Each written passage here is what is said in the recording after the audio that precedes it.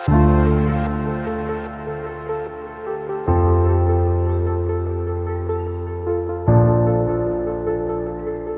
The lord, హల్లెలూయా. మన ప్రభువును లోకరక్షకుడైన యేసుక్రీస్తు నామములో మీ అందరికీ మా ప్రత్యేకమైన శుభాభివందనాలు. ఈ సమయమందు పరిశుద్ధ గ్రంథంలో నుండి కొన్ని మాటలు చదువుకుందాం. మొదటి పేతురు రాసిన పత్రిక 1వ అధ్యాయము 15వ వచనం చదువుకుందాం. మొదటి పేతురు రాసిన పత్రిక 1వ అధ్యాయము 15వ వచనం చదువుకుందాం. నేను పరిశుద్ధుడనై ఉన్నాను గనుక మీరును పరిశుద్ధులై యుండుడని వ్రాయబడి ఉన్నది. Praise the Lord. చూడండి, ఈ పరిశుద్ధ భాగంలో నుండి మనం నేర్చుకోబోయే విషయం ఏంటంటే, మనకు కనబడుతున్న మాట ఏంటంటే, దేవుడు పరిశుద్ధుడై ఉన్నాడు, మనము కూడా పరిశుద్ధంగా ఉండాలి. అంటే దేవునికి సంబంధించినది ఏదైనా కానీ పరిశుద్ధంగానే ఉండాలి.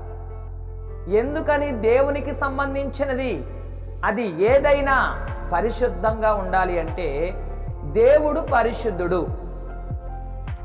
అందులో ఏమాత్రము సమస్య లేదు. ఆయన ప్రతి విషయంలో కూడా పరిశుద్ధముగా ఉన్నాడు.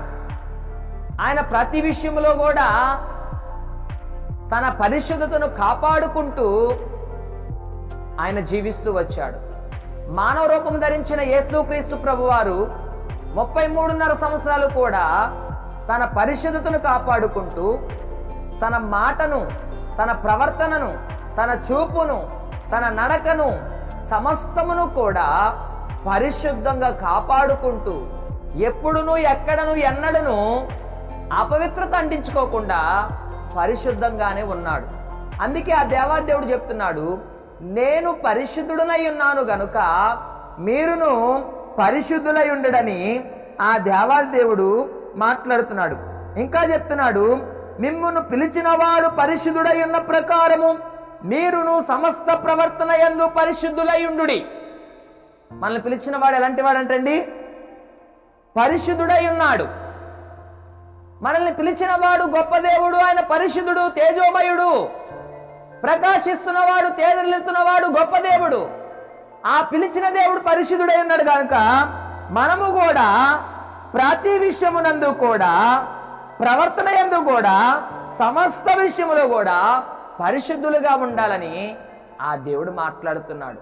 ప్రియ దేవుని బిడ్డలారా, పరిశుద్ధత అంటే చాలా ప్రాముఖ్యమైనది. ఆ పరిశుద్ధతను ఎవరు కాపాడుకోలేరు.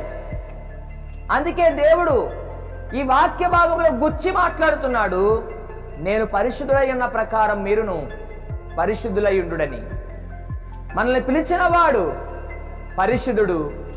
సకల ప్రవర్తన యందు, ప్రతి విషయమునందు పరిశుద్ధత కలిగిన వారముగా మనం ఉండాలని ఆ దేవాదేవుడు మాట్లాడుతున్నాడు. అందుకే పరిశుద్ధతను కాపాడుకుందాం, దేవుని సన్నిధిలో జీవిద్దాం, ఆయన కృపకు పాత్రలుగా ఉందాం, ఆయన సన్నిధిలో స్థిరపడదాం. ఈ మాటలు మన వినికిడిలో ఫలభరితముగా దేవాదేవుడు ఉంచునుగాక. ఆమేన్. ప్రార్థన. మహోన్నతుడా, మీకు స్తోత్రం.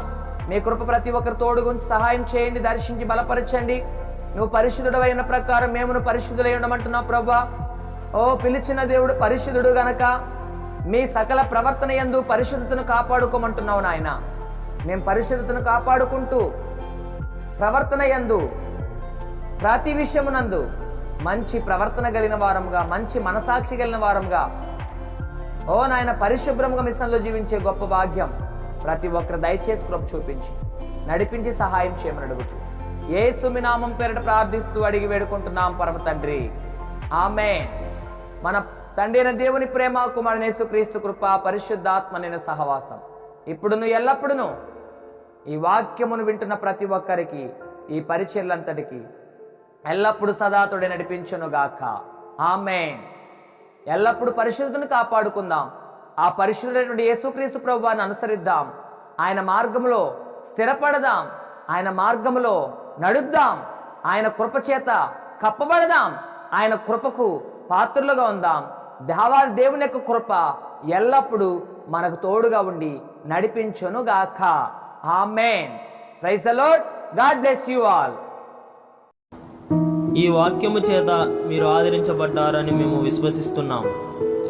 కావున ఈ వాక్య పరిచర్య మరింత ముందుకు కొనసాగడానికి ఈ సందేశాన్ని మీ బంధువులకు, స్నేహితులకు, కుటుంబ సభ్యులకు షేర్ చేయండి. మీ ప్రార్థన అవసరతల కొరకు సంప్రదించవలసిన మా ఫోన్ నంబర్ 6303592508. మరిన్ని వర్తమానాల కొరకు ట్రూ లివింగ్ గాడ్ మినిస్ట్రీ ఛానల్ను సబ్స్క్రైబ్ చేసుకోండి. దేవుడు మిమ్మల్ని దీవించును గాక.